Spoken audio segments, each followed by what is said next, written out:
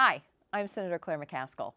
Thank you so much for all your great comments about contracting in the federal government and how we can do a better job looking at contracts, overseeing contracts, making sure we're getting value for every dollar. We're going to talk about some of those comments today. There is no question that one of the biggest problems with contracting is in the military. And there have been many suggestions, this is a good one, about looking at all the military contracts. That's why Senator Webb and I created the War Contracting Commission, because we are aware of the massive amount of war profiteering that went on with private contractors in the conflict in Iraq.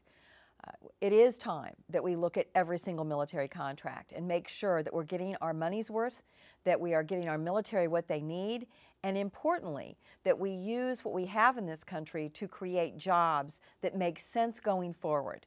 Green sector jobs is a perfect emphasis of the recent stimulus bill because we know that's a growth industry that's not only good for our economy, it's good for our planet. As to R&D proposals, unfortunately, a lot of the research and development proposals come in the form of earmarks in the Defense Authorization Bill. We have to look at all of these earmarks and make sure that we don't have duplication and that it is an investment that is worthy of public money. We've got to take a look at every single private entity that is doing research and development for the military. Make sure it's research and development that makes sense, that the military needs, and that is not duplicating research that's being done somewhere else. There is no question that cost overruns is a huge problem. We have determined that in weapons acquisition alone, we have cost overruns of $300 billion. That's billion with a B. 30% more than what we originally thought these various ships and jets would cost. So we have to get at this cost overrun, which means we really need to reorganize the way the Department of Defense does this. The people who are figuring out the requirements also have to be looking at cost. This is something that the new subcommittee that I chair on contracting oversight is going to take a close look at.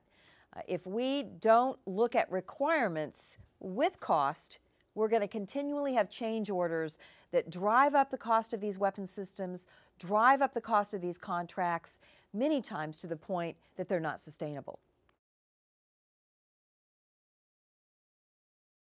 You know, one of the things that people don't realize is that while contracting has exploded in the federal government, the people in the government to look over the shoulder of these contracts has diminished.